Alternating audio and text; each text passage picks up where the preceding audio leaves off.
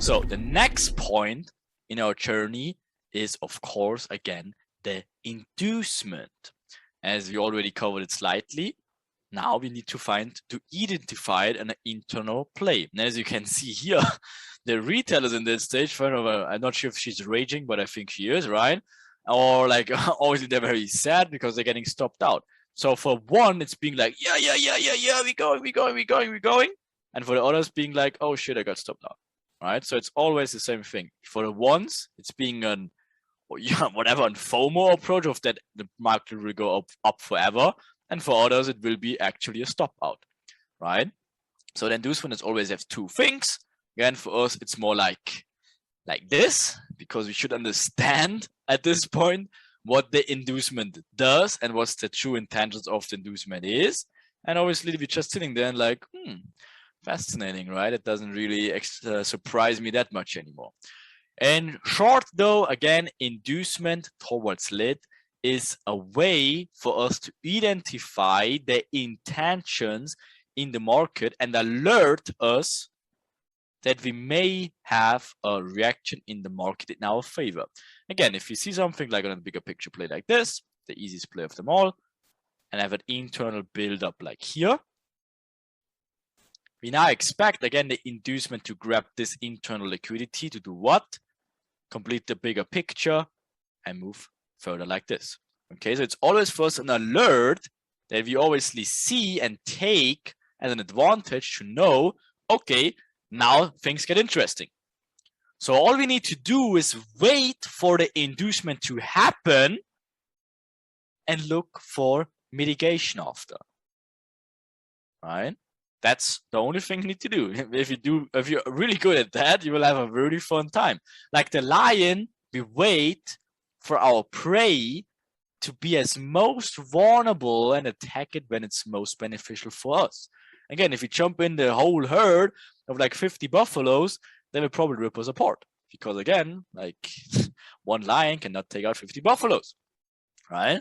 So guess what? We need to wait for a proper opportunity, wait until the limping buffalo is is slipping, and then we jump on him, right? So again, as we showed in the build-ups earlier, now the inducement is just the final, again, inducement of the wrong side.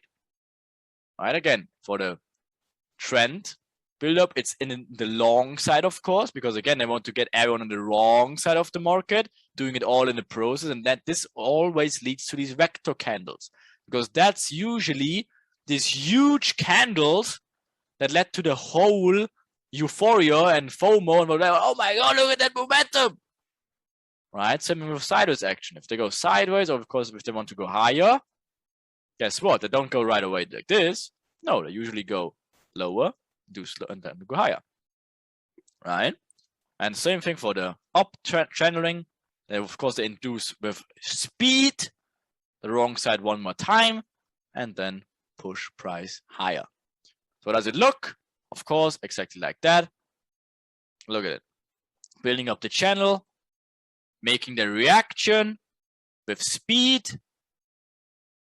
Guess what the time is? You already see the box. So is it surprising anymore what they're doing in here? Same thing for channeling. Look at the speed, typical vector candle. Look at the speed of it. Insane. Right, so guess what happened next? And same thing for the channel. Guess what that is? Vector candle, huge candle to make the final execution push the wrong side. Inducement candle to push price higher later. So, question again.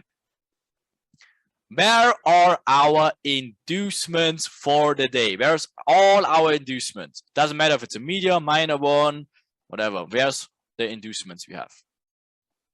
Okay, so that was a tricky one because the true answer is all of them.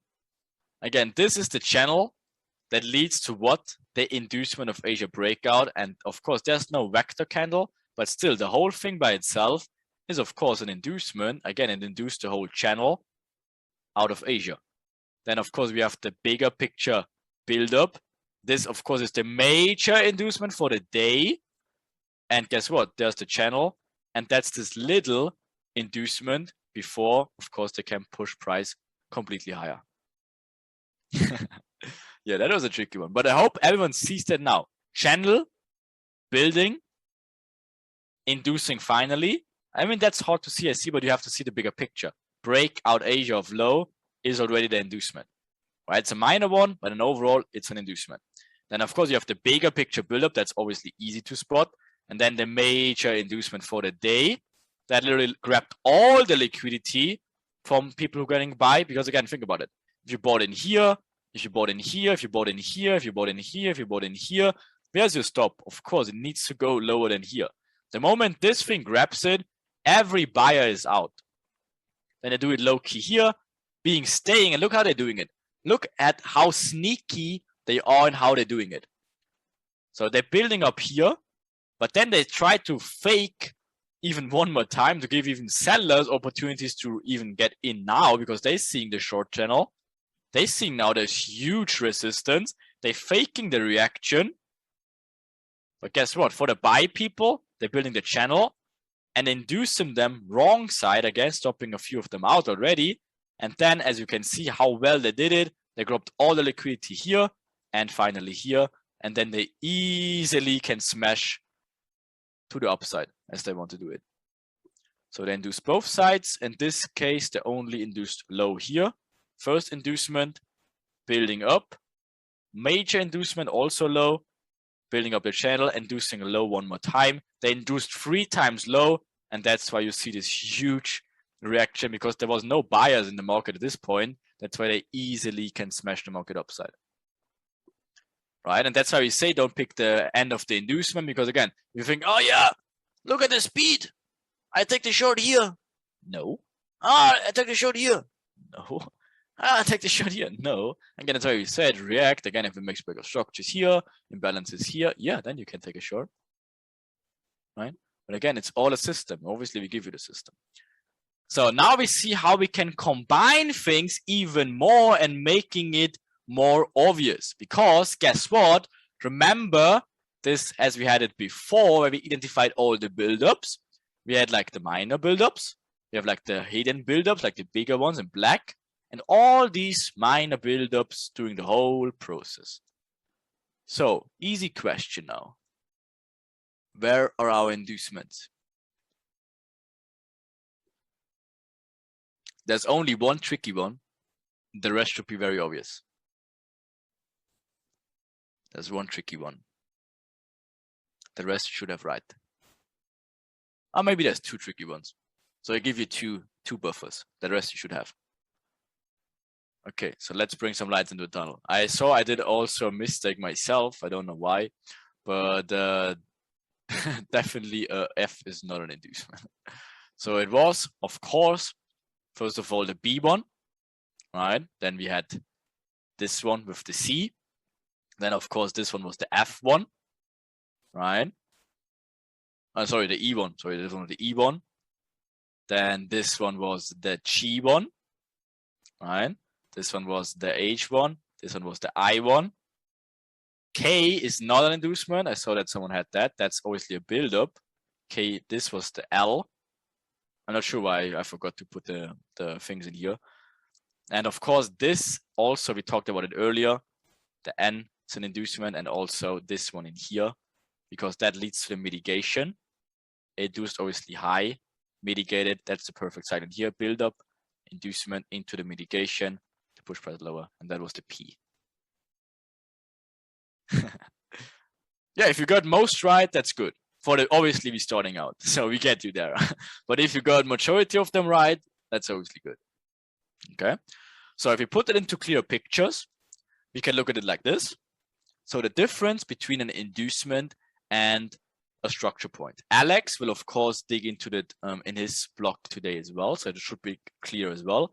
I just give you an easy example, which Alex also touched upon at the beginning when he said like Asia range can have a very important role about that, and also timing. So use these tools already. You can easily include them to not be confused immediately. Again, if for example, if you see, why is this not a break of structure or inducement? If you see this is Asia range in here, So of course, why would this be an insignificant inducement here? But out of a sudden, this is Asia low now being formed, right? And then of course, this is not a lower low anymore, as you see the cycle forming, minor inducement, makes a new lower low just to tricks everyone in the short trend in here. But now you use timing, as you saw the cycle all over again all the time. London traps the final move, and now you're having a final or valid break of structure in here after the intraday cycle, making intraday break of structure, mitigating. And of course, then you can trade in this direction afterwards because the intraday cycle in this case is done, right? So always use timing for your example, for your advantage. But for now, just know that London and Asia will definitely help you. Of course, you'll have way more confluences later on, but for the basics, just understand those two and how you can utilize that for your advantage.